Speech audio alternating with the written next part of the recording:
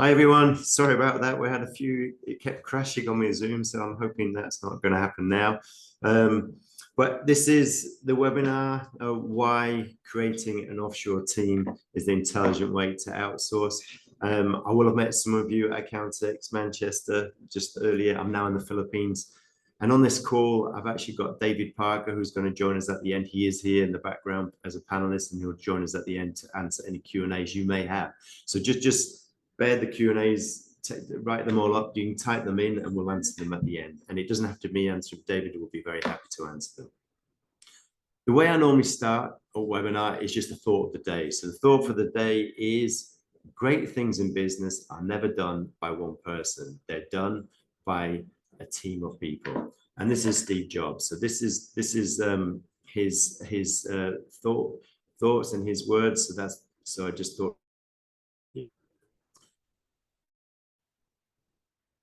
what will you learn today? So what we'll learn is, or what you talk about is how an offshore team, or offshore accounting can benefit you and your business. We'll talk about understanding of the difference between an offshore team and an outsourced team.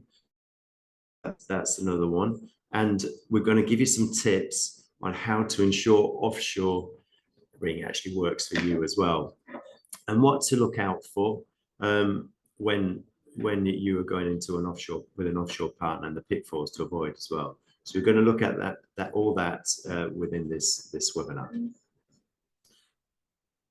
Why listen to me? Just very quickly here, I've owned my own accountancy firm since 2011. I'm the MD of Naval Accountancy Services, and we've been growing that constantly. And I started Intelligent Outsourcing in 26, and now we're 100 people in the Philippines, so in 3 offices. I've basically written the book, The Firm You Want. So that's the last thing that I've done there. So those are the reasons why you might want to listen to anything I've got to say and ask me any questions as well, especially around offshoring and how it relates to accountancy firms and bookkeeping firms. So this is just a picture of me and the leadership team in the UK, and it's actually grown the leadership team since this photo, and it's also the guys in the Philippines there in the background. And this is literally just our office here in the Philippines, the one I'm in right now, in Subic Bay. We do have one in Legazpi as well. What are the current issues that we've currently faced in the accountancy business as business owner? The first one is recruitment difficulty, and that's what we were hearing a lot at the conference. Basically, that a lot of people were coming to us and saying, "I hadn't thought of offshoring before or outsourcing, and this has actually made me really think about it because I've been looking to hire people in the UK and just not being able to do it." And they were saying there's about 5 different accountancy firms, bookkeeping firms, going for every team member. So the recruitment difficulty, it got better at one point, and now it's got worse again from what I'm hearing. Salary rises, there are salary rises all around the world. Obviously here in the Philippines and other offshoring places, outsourcing places, they are cheaper than in the UK. So there is that as well. All that's risen. So you want them to do added value stuff, the guys that you've got there in the office in the UK, Canada, wherever you may be. The economic environment, there's a little bit of uncertainty in the environment. We are hoping for an interest rate cut constantly going down. So hopefully that will happen in the UK to boost spending, but who knows? There's a bit of a difference there. Not enough time. There's always people, not enough time, feeling like the hamster in the wheel, just constantly going around. And that's why we say, let us be a hamster, and have #hamster as well. So that's one reason why we do all that. So going straight into the big thing is looking at sort of basically the difference between outsourcing and offshoring. So it's very important to know the difference, because there is a difference. So you're outsourcing work or you're offshoring a team basically in a different area of the world. So with outsourcing the work, it's basically what you're doing is you're giving a third party some work, so that year-end accounts, some bookkeeping, some VAT, payroll, self-assessments. They do that work using their systems and their procedures, and you have to give it to them. in the format they want and they require for their systems and processes, basically, otherwise it won't operate. The person doing the work will not be the same person doing all the work. There'll be lots of different people. You may have one focal point and that's it, but you will constantly have lots of different people coming along to you and doing the work. So they don't learn from the mistakes. And that means there's no consistency potential with outsourcing. They don't tend to be able to do a breadth of work. So as in you'd have to have a different person doing bookkeeping, a different person doing VAT, different person doing payroll. So it adds up all the different costs. With offshoring, by creating an offshore team, they work exclusively for you using your systems and your processes. They can actually work on whatever you want them to do. And that includes, from bookkeeping, year-end self-assessments, management accounts, and they can also email clients, pick up emails, ask for information by email. And as I have in my Naylor Accountancy Services team, they also talk to our clients in the UK. And they know our clients in the UK know they're in the Philippines, and they do talk to them. And they've even done Xero training, QuickBooks training with them as well. So you can use them in a variety of ways.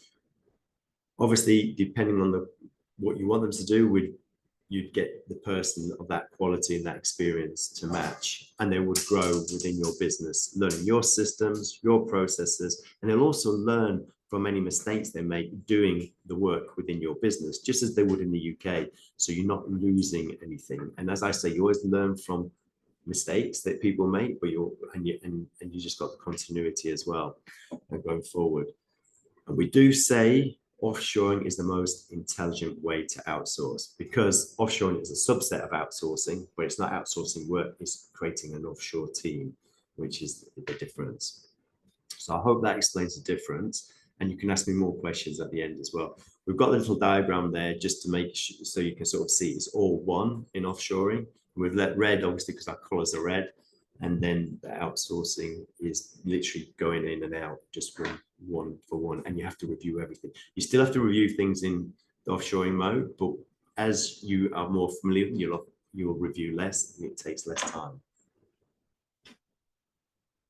What is offshore? And we've just covered that, basically the difference is between it. So basically your team member only works as part of your accountancy team. They don't work for anybody else. They will work full-time for your accountancy firm or bookkeeping firm, like I said, using your systems and processes. And it does, because we're in the Philippines, and it is less expensive than in the UK. They have gone up, the salaries here in the Philippines, as they have in India, around the world, just since COVID. It's all gone up massively with inflation, and also because people are wanting an offshore outsourced solution, because they're realizing people don't have to be in the offices in the UK, Canada, or USA, wherever that may be. So it is, and also we do have a bigger supply of accountants readily available, which is the talent. The talent is easier to acquire here than in the UK, Canada, USA as well.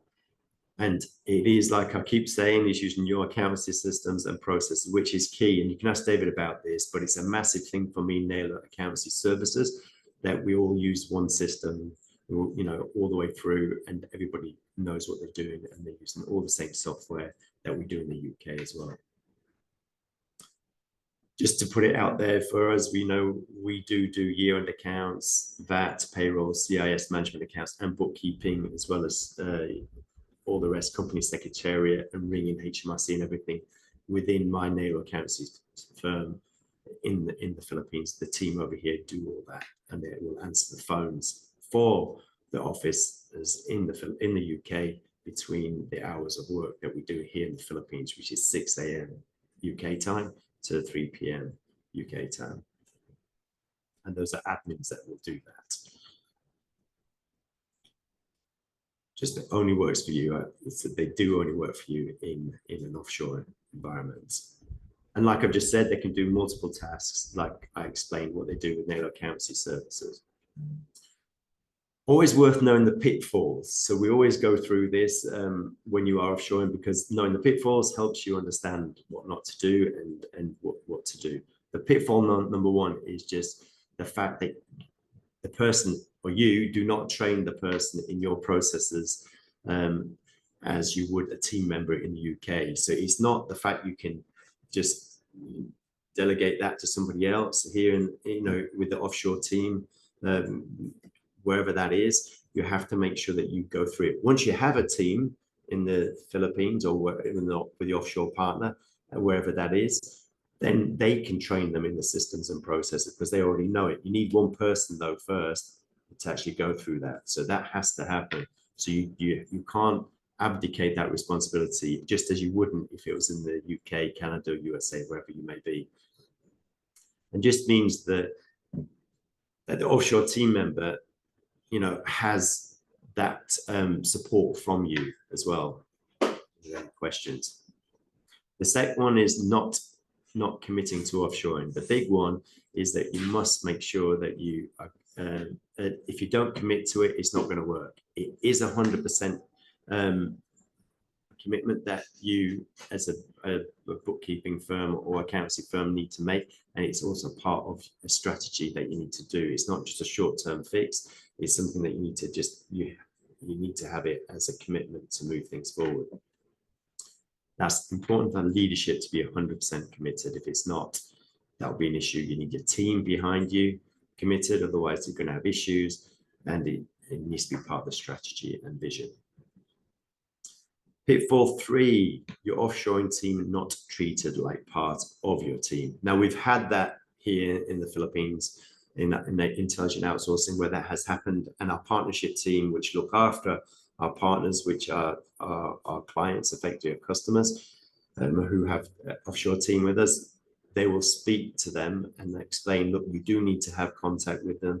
You do need to treat them as part of your team, and make sure that your team in the UK, Canada, USA are actually looking after them and seeing them as part of the team. They aren't just somewhere you throw a bit of work to and they just do it. That's more like outsourcing. They are part of it and they need to feel it, because then they will do a better work for you and understand your business more, and they'll understand your clients better as well. No regular communications. I love this photo here of sawing off this branch, but I've just talked about it, but if there's no regular communication with your offshore team, it does mean that you alienate them and they don't build that relationship that builds the strong bonds, but also their understanding of your businesses and what you want that offshore team to do. And we, like I said, we do have conversations with our partners to make sure that that is happening if it's not happening, and explain why it is an issue that is if it's not.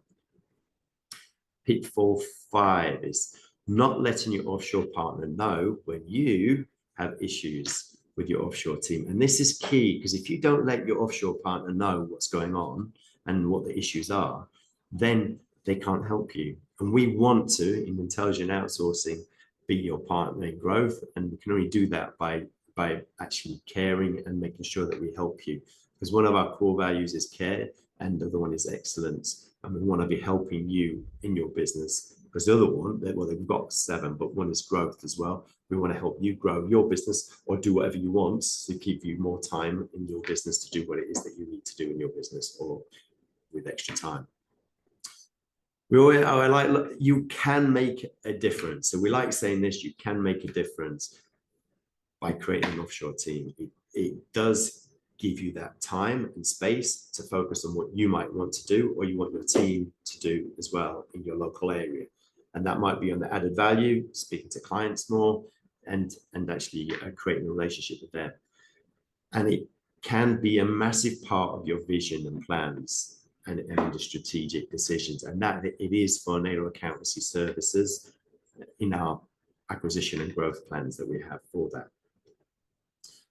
So I'll just go quickly through the benefits here of creating an offshore team. So the first one, you get talented accountants, and you've got a pool available, and you create an offshore team here.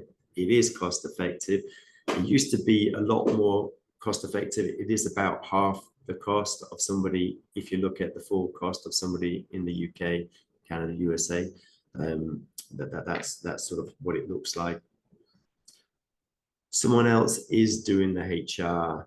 And so if you have any issues, you then speak to our offshore, speak to your offshore partner. If it's us intelligent outsourcing, our partnership team, and they will deal with it.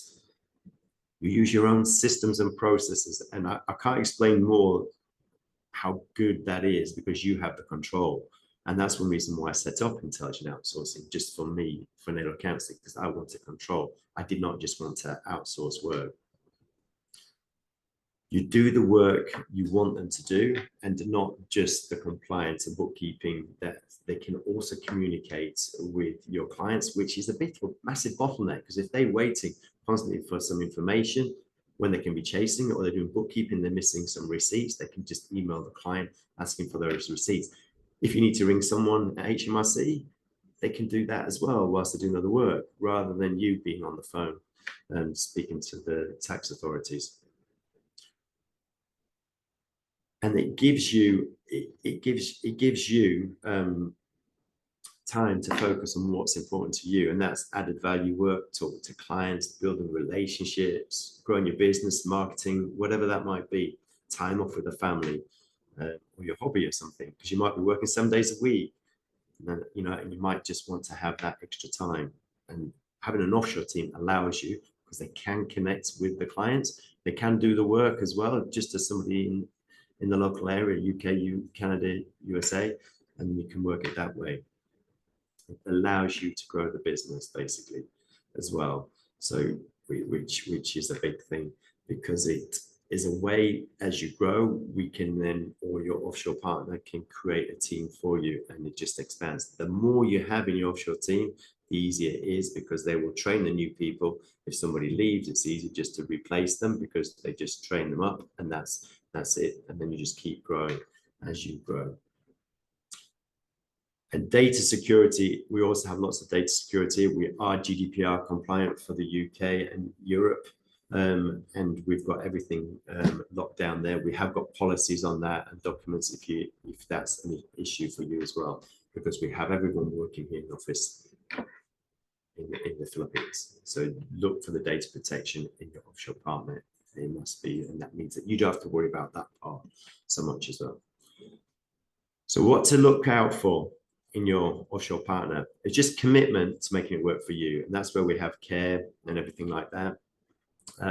And in-house training, we do have IO Academy here at Intelligent Outsourcing, which does training before they come to you, and ongoing training after they are with you. And if there's any extra things that you want them to do, we can do training to make sure that works. We make sure they see you as a partner, and that's critical, because it gives you as a person, that helpfulness and support that you need in your actual growth within the offshore partnership, within the team growing as well. Regular communication with your offshore partner. We do that intelligent outsourcing. We have a schedule that the guys in the partnership team must do, and they need to make sure that they're communicating with you. The offshore team work in a secure office, and that's for data protection, and there's lots of other reasons for that. We had lots of issues during COVID with mental health, and also people doing second jobs, and that's still an issue throughout the world, people doing second jobs if they're not within the office environment as well. Probationary period, which allows you to change the team member if it doesn't work. So in Intelligent Outsource, we have 6 months that you can change that team member. We'd ideally want it within 3 months, that that we will be constantly looking at it. We're already tested them and everything, and gone through our academy and then screened them before they come to you.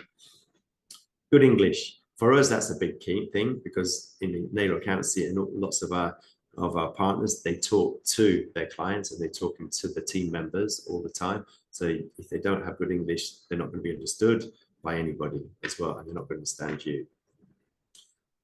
Offer talented accountants, and with years of a training, good track record, and they know how it's done. So Intelligent Outsourcing, we have been around 8 years, and I've also got a firm of my own, Naval Accountancy Services, and a good internet as well.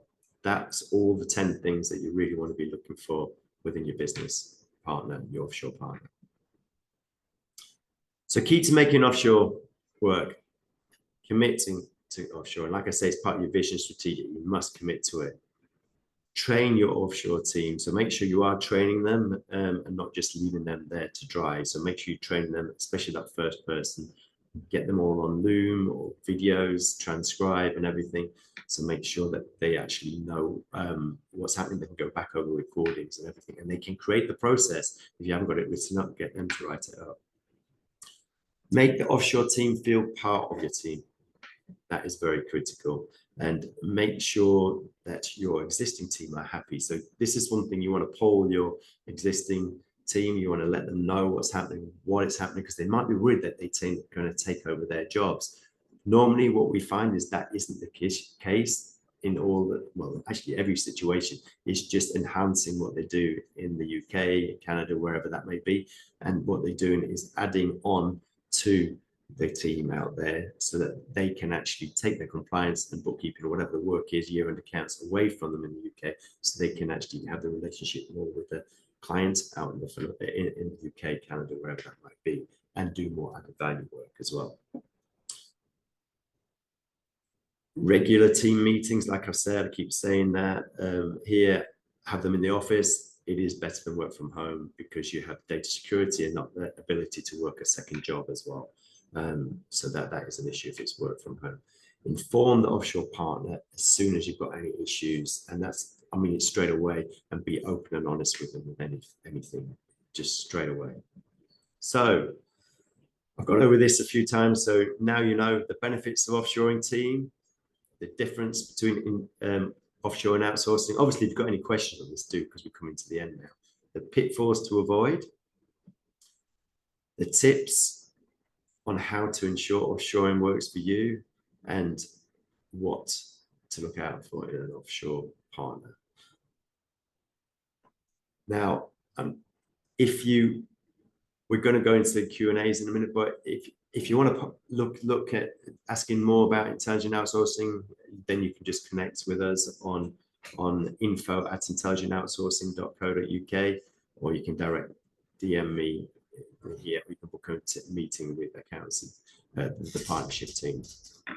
But what we're going to do is just go into the Q&A. So I'm going to ask, if I can ask David just to pop in. I don't know if you're there, David, and if anybody's got any Q&A, I'm going to just stop sharing. So if you have any questions, please do ask. So David is only, well, he's actually here for another half hour, so please do ask any Q&A. David, are you there? You may have actually, let's say, I ran a practice. I've got a question here. So I ran a practice of about 50 clients, 30 companies, 25 sole traders, and 1 partnership and 2 charities. How can this be benefit to my firm, and what associate costs think? So if you've only got 50, the benefit, I'm guessing it's just you. Wow. So they would actually work for you. The benefit for you is that it would actually free up your time to then focus on getting more clients in, to grow in that business, if that's what you want to do, and actually focus on what you want, if there's anything else that you want to do. But it all depends, cost-wise, it all depends on what you are looking for. It sort of ranges from, for a full person, and that includes all the costs, is it's about between 1,500 to 2,000. It can be more than that, depending on the month. This is per month, but it all depends. So if you are 50 clients, you might need to, it might not be right for you, because you might be just not wanting to grow. You might be happy just doing all that, but that's how it would operate. So I hope that answers your question there. I'm just gonna, so any other questions? Don't know where David is, because he was there. So, oh no, hi David, you there? Yeah, right. Yeah, good. Sorry, I think this is David Parker. So David has 4 people with us with intelligent outsourcing. So he can answer some of the questions. So if you have any questions for him, do put them to him directly. I may have, let me just see if there's any questions, David.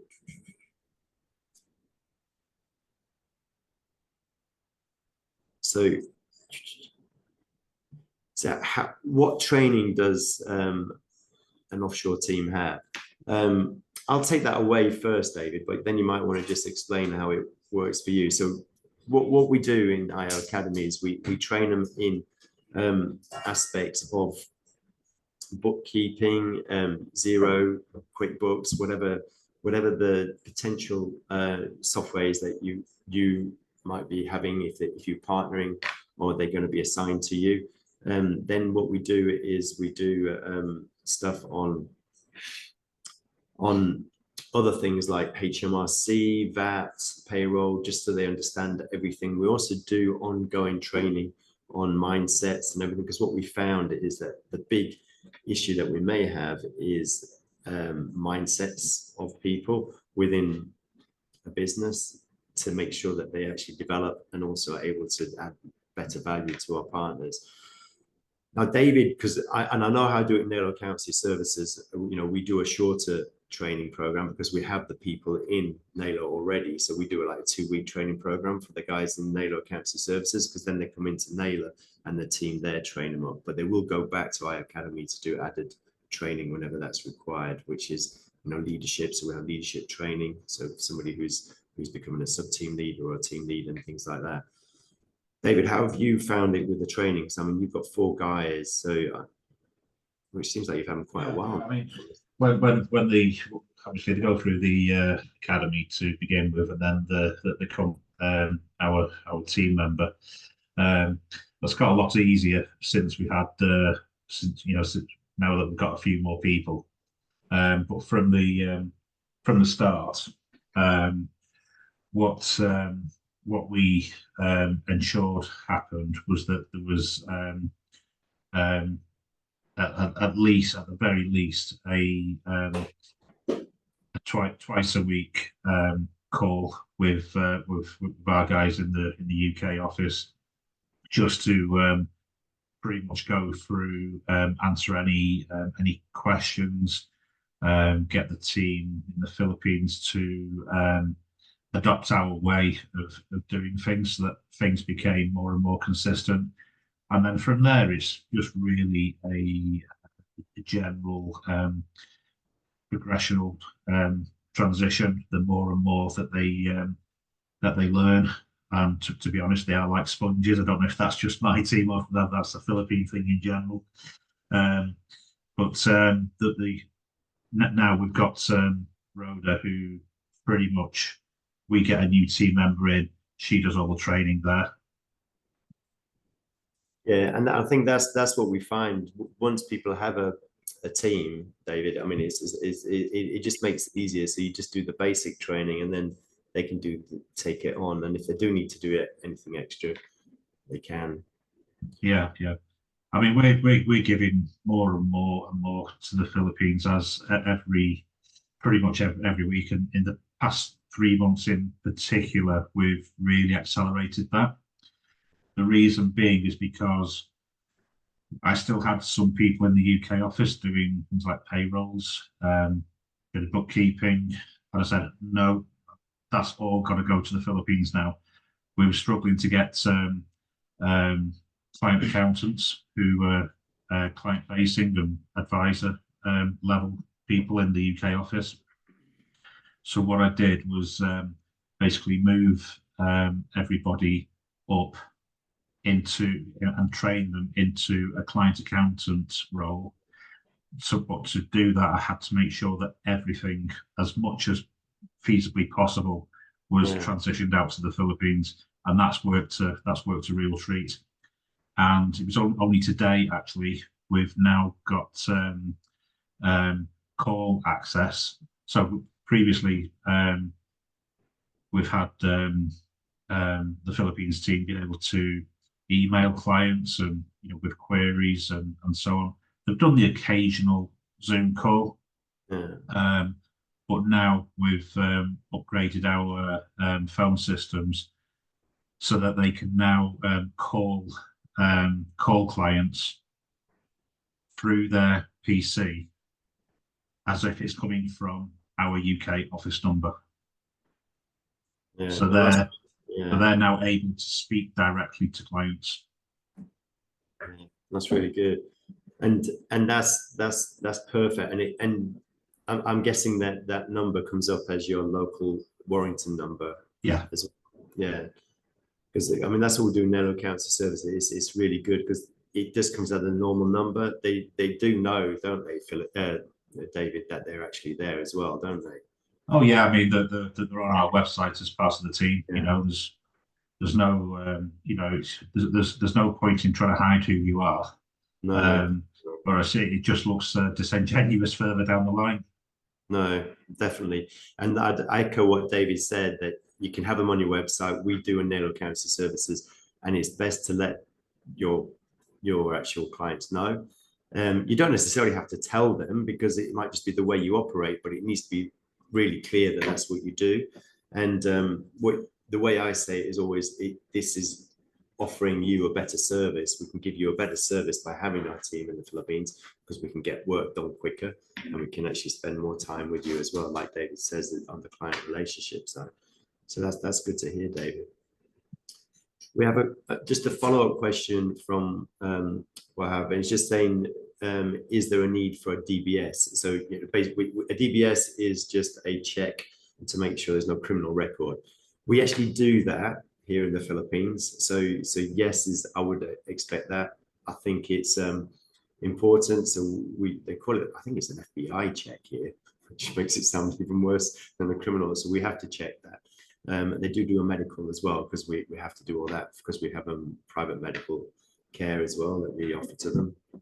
So we do look after them in that respect. So that's the main one.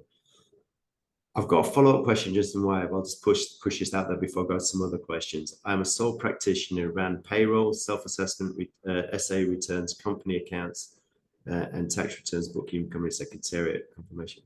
They can do, so I don't know what the question is exactly, but I'm guessing you asking, can they do that? So the answer is they can do what you can train them to do. You need to be aware, we need to be aware of what you want them to do as well, because we need to get people in that we know are capable of doing that and can learn. Like David says, his team are like sponges. We're hearing that from most of our partners. If there's a problem with someone, you've got 6 months to change that. Basically, we can change it after that, but it's more problematic because everybody is a permanent. We can't get rid of people here as easily after 6 months. So there is an issue for us in that, but we can do it still if they're not able to operate well. But we do it for free within that 6 months. So I hope that answers your question, because it's just literally the fact that they can do that. And that's, I understand the cost of having one offshore team to do those tasks. How much you need to speak to a partnership team. Well, I can't give you the cost. Like I've given you a breakdown between 1,500. If you're doing all those, it'd be more like 1,800 to sort of 2,000 a month. So that's what it would be. So it equates to like 24 grand a year in the UK, something like that. But I can't. On that point, Nick, I would suggest that if your primary purpose of offshoring or outsourcing, whichever you choose to do, the primary purpose on that is to save on cost, then it's perhaps not for you. No, it's an effective way to help you to grow and scale the business. So we've been going for 22 years now. No, 17 years. gosh, I've got the calculator out. So 17 years. And we always, for that first 14 years, we were always seemed to max out at annual turnover of 300,000, and then things would, get a bit shaky. In the last 3 years, since we've been using the Philippine team, and it's important to pay them correctly, not cheap, the not cheap resource. We've gone from a turnover of 300,000 up to just shy of 1 million in that 3 years. And having the Philippine team has been absolutely critical in helping us to do that. Yeah, and I think that is a very good point. So yes, there is a cost element there, but that isn't the main driver from most people doing this. And most of our partners, I don't think there's hardly any that is just the cost element. It is the fact that they can grow their team. They have somebody who's able to do their work, can communicate with clients as well. So it's a bigger thing. If you are just looking at cheap and cheerful, there's lots of outsourcing companies there you can just give work to, and they will do it and give it back. The only thing is then you might have to review it. Well, you will have to review it. You might have to send it back for extra work and things like this. It's a very different concept. But but I actually totally agree with you, David. It is a bigger thing. It's part of a strategy and a way of thinking. And the other big point as well is that if you've got people in your UK office who are basically stuck in the weeds doing bookkeeping and payroll because they can't progress, they're going to get dissatisfied with the job. They'll probably move on for better, more interesting work. This allows us to do all that. It keeps our retention level very high in the UK office, which, to be honest, never used to be the case. Yeah, no, that's interesting. And just David actually has one of his team members here in the Philippines right now called Tom, who I've had the pleasure to meet. And just speaking to him, he loves working with David, and he loves it. And what he said, and this is for any of you who are listening to this as well, he actually said he was against offshoring, didn't think it would work, he didn't like the thought of it, and until he started doing it, and now he couldn't think of anything different. And he actually loves it, and he realizes why David did do it, but he wasn't keen on it when it happened. But now he just sees it as a key part of the way they do in their business and growing their business. If you are a sole practitioner, it does offer you the opportunity to then focus on getting more clients in to grow that business, to mean that you can then expand and grow your team, because you will be the bottleneck, which is what I've got in The Firm You Want, my book, which I'll talk about at the end of this as well. So it's definitely what David's doing is what we see. It allows people to grow their companies, and also allows the UK team to focus on the added value, which is more interesting if that's what they want to do, obviously, as well. What level is their English? And we can only talk about the guys in the Philippines. We do have people coming to us from other outsourcing countries in the Philippines because of the issue of the English not being understood by other people, and they can't put them with clients, but they also have the issue with their team members as well. You're best asking David this, because obviously I'm going to say it's going to be amazing, but it is from our point of view. Otherwise, I wouldn't let them speak to clients in the UK. But David, what's your experience of their English? What level of English are they? I'd say that very competent. Obviously, not 100% fluent like you and I. But their English and they might have to pause now and again to get the right word, but they comprehend very well. Yeah. So exactly what David has said is that it also varies on the individual. So some people are better at their English, spoken English, than others. But it is what they use in school. They do speak in this area we're in, it's Tagalog as their main, and then English is their sort of secondary, but they do all the schooling in that as well. And they speak Taglish, which is a bit of English and Tagalog when you speak. I'm supposed to prove the point is that's why I'm more than confident of giving them direct telephone access to our clients now. Yeah. If they weren't competent, I wouldn't do it. No, exactly. So, and they've got more of an American accent here in the Philippines. So they have a big American influence because it was a US colony back until 1946, from 1889. Before that, it was a Spanish one. But just that's a little bit of the history here in the Philippines. And they've got a good sense of humour as well, and they're very polite. No, they're definitely very polite. They are definitely very polite. I've got a question here. Can they communicate with clients? But I think we've answered that. So the answer is yes, if you want them to, but I would never do it straight away. You need to make sure you're happy with the way they're writing their English. We do that in IO Academy, train them in how we expect them in the UK and Canada and stuff to do the written English, because it is slightly different here. It's a lot more formal, but it's also different sign-offs and even the way they say things. So we do ask them that, but you need to make sure that you're happy with it before you do that. And that's both communication on the telephone as well as emails. I'd always do emails first, but telephones second. What is the work culture like? How do you find it, David, the work culture? What do you mean? As in the Filipino work culture, what's the Filipino work culture? They're very professional. They like to get things done. They're very efficient. It is interesting. They do want to get things done. And it's also very quiet here in the office. Lots of the time. Sometimes it is. Tom said that. He said it's really, really quiet. Yeah. So it's because they don't have that many phone calls. And most of them they're doing the work for the team in the UKs.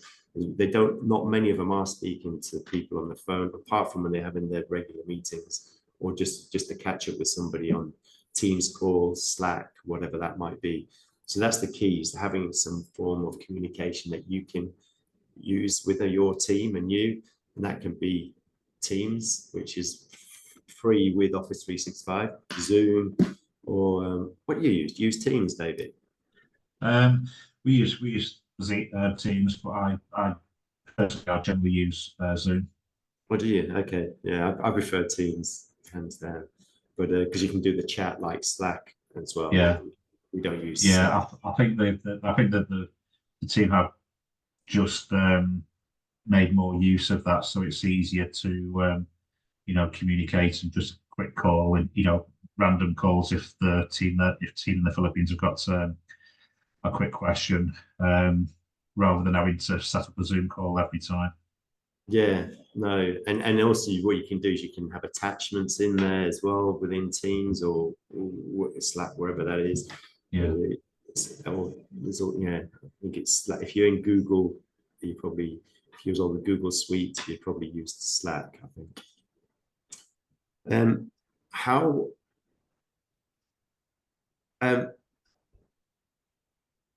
Do they pick things up quickly? I'll do that one next. Do they pick things up quickly? David, I'll have to ask you that rather than me. Well, I think we've answered that one. Yes, they're like sponges, but everybody's different. And that's why I say everybody is different. So we can't guarantee it, but we do our scanning of them. Obviously, put them through IO Academy. They do a test. So we do all those testing before they even get to you. And then even if they come through IO, being assigned to you, going through IO Academy, and we think there's a big problem with them, we will actually tell you, look, excuse me, Mr. XYZ, we're going to have to find somebody new because they're not right. We've actually just had to do that with one team member because for some reason they just weren't picking things up and they were working very slow. So we've learned to do that quickly and then just get somebody new in as soon as possible. How are the team members treated? So for me, we look to treat them well as a European company because that's what we are. We do give them benefits, so they do have snacks in the kitchen. So we have Fruity Friday. It's actually, I think it's just Fruity Thursday now because we'd actually do a 4-day work week as well here in the office for work from home, from working in the office. So we don't want to, if they do work from home, which that isn't happening, you'd obviously, or as before, it'd be 5 days a week. So we do 4 days a week at 36 hours, so 9 hours a day of work. So we try and sort of have some treats for them, like some bready snacks, some biscuits, some drinks and everything like that. We have Christmas party, which is always very good. And there's things on YouTube if you want to see that on our Intelligent Outsourcing YouTube channel. We have team building, which is also on our YouTube channel, which is, I love them. I absolutely love it. And they really get into it. I said to Tom, he should come on a Christmas, because that's, or even a team building one, which they're really good. I think he's scared of the prospect. Is he? Do you know he was in a karaoke bar for 5 hours on Sunday night. 5 hours? Oh my goodness! He said he was at a karaoke bar. So in the Philippines, they love karaoke. Absolutely love karaoke. So it's a big thing over here. So we do treat them well, and we look to sort of do whatever we can to help them on the training. But also we do medical health care and things like that as well. David, what's your perspective? I know I've said what I believe we do, but do you agree with everything I've said, or is there anything you want to add on the way? Yeah, absolutely. Yeah, I mean the culture and everything else that goes along with it. Yes, it's all great. Thank you. What else have I got here? I've got one. This has already been in, but can I go and visit my offshore team in the Philippines? I've just answered that yes, in that Tom's just been. Well, he's here actually, Tom. This goes back on Friday, but Saturday, is it Friday or Saturday? Friday he leaves. Friday.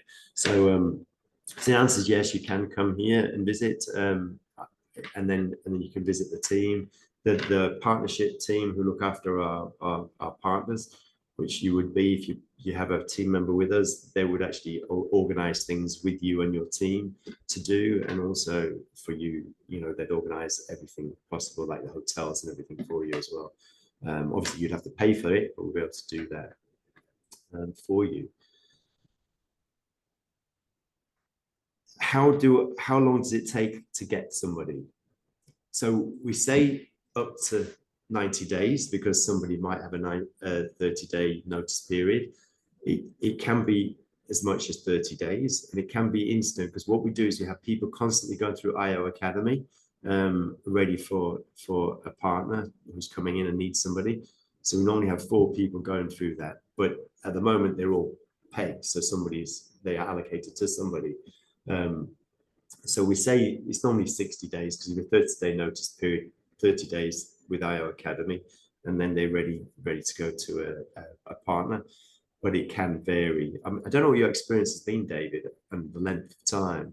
Well, when we hired Anne, I think it was literally 3, 4, maybe 5 days from actually putting the request in to starting with us. It must have been with Academy. That's the only way. I think she was already going through the academy. So she started with us early August, 5th of August, I think it was. Yeah, I didn't even know you had Anne, to be honest. No. Because I know David well, but I didn't even know that until Tom mentioned it when I was here. And I thought, Anne? I don't know who Anne is. Yeah. I will be. There's Anne's 4 foot, he said. I don't know if that's true, by the way. I haven't seen her standing up. Well, she's very, very, very petite. All right. Yeah. So, we'll be looking for number 5 quite soon as well. Cool. I hope you've mentioned that to the partnership team. Well, they do know at the rate that we're growing now. Yeah.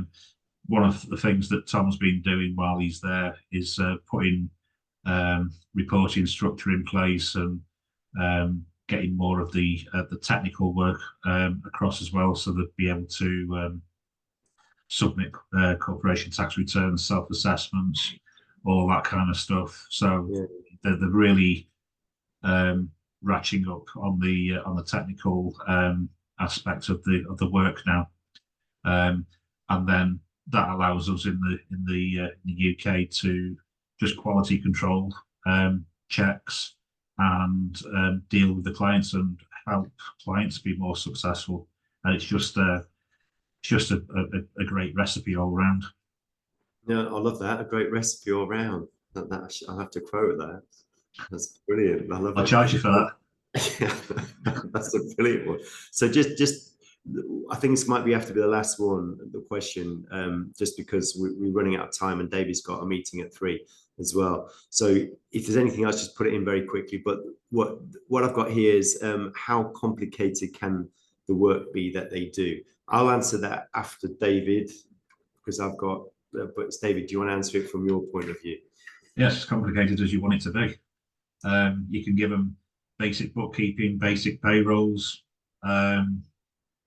But like I said, over the last 3 years, we started on that. And then as they were getting more and more into the routine and the quality of their work was really good, and they got to understand the clients and the nature of what the clients' businesses were, then you can start to, okay, let's give them more challenging bookkeeping tasks. Then we'd get them on to going into preparing the working papers up to ETV. Yeah. And now we're getting them to actually prepare the final accounts and the corporation tax submissions. We're getting them to deal directly with HMRC on calls. We're getting them to answer clients' queries directly.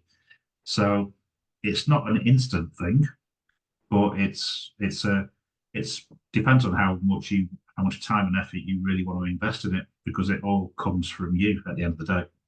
Yeah, and exactly what David says, you will have to train them, but also we need, if you can do really high end, we might have to get someone who's capable of doing that if they've not got the capacity, as in the ability to do it yet. They might be able to be growing into it. But we do have one client, a partner, who actually has their team in the Philippines doing very high end stuff, like from management accounts to sort of FD reports. So they're actually doing that for the team in the UK to then go into the client and present and talk through. And they're actually training the team in the UK, their apprentices that bringing in, they're training them in the bookkeeping and making sure that, you know, creating the training create the training documents to help them. And then they're reviewing parts of their work as they're doing their management accounts and stuff. So that's the very high end. We tend to have people starting on bookkeeping, payroll, VAT initially, and then going to year-end accounts, but it can just jump straight into year-end accounts as well. So, and management accounts. So in the UK, you can do, it depends what you want to do in the UK and how you operate. Like I said, it's part of your strategy and planning. So you need to work out what you want. Obviously, if you get someone with really high end, they're going to be more expensive than a normal person over here. They'll still be cheaper than somebody in the UK, and it'll be easier for us to find somebody than probably someone in the UK, especially from what I'm hearing from other people at the moment. It's a higher out there. So if there's no more questions, David, is there anything that you just want to passing thoughts about offshoring? If anybody's got any doubts or any concerns of it? No doubts, really. I think you know, we did have a look at outsourcing years ago, and right from day one, the experience wasn't great. I think it was a firm called Corient, who were UK based, but obviously they've got a outsourcing centre in India. But even when I got the draft contract through, it was just full of mistakes and errors, and it just wasn't right. So I completely shelved the idea at that point. And it's only because since IO has got more established, I think you're about 5 years in when I revisited this. But the experience has been great. You've got all the back end support with HR, which for me, I hate HR. Hate dealing with people. So that is an absolute godsend for me. And it just allows us to focus more on the important things that actually grow the business and drive the business forward, and makes everybody happy. Brilliant, and that's thank you for that passing thought. So I'm just going to share the screen now. If I don't know if I can use this. So basically, we are going to finish here. So thank you very much. There's a bonus here if you want it, but let me know. You can have a free copy. If you're at Accountex, I was giving them out. You can get it on Amazon and Kindle, but it's the firm you want. It just helps you, especially where it might help you think about what you want to be doing. There's not much about offshore, and it's only the last chapter. It's more how to run an accountancy or bookkeeping firm to get you out of it, but using offshore and potentially as part of that solution. So just going to finish with a parting thought. Alone, we can do so little. Together, we can do so much. That's Helen Keller. Now, just what David said about his growth from 350, was it, to nearly 1 million, and using his offshore team to help part on that journey. That we've heard that from other partners. It's happening with Naylor Accountancy Services as well, but we're hearing it with other partners as well. So it is a big thing. You can't do everything yourself. You do need people around you. Thank you very much, everybody. And I hope if you do want to message me, do on DM. If you're not connected with me, please connect with me. And if you would like to have a further discussion with anybody, do contact the partnership team, or I can put you in touch with them. Thank you. Bye.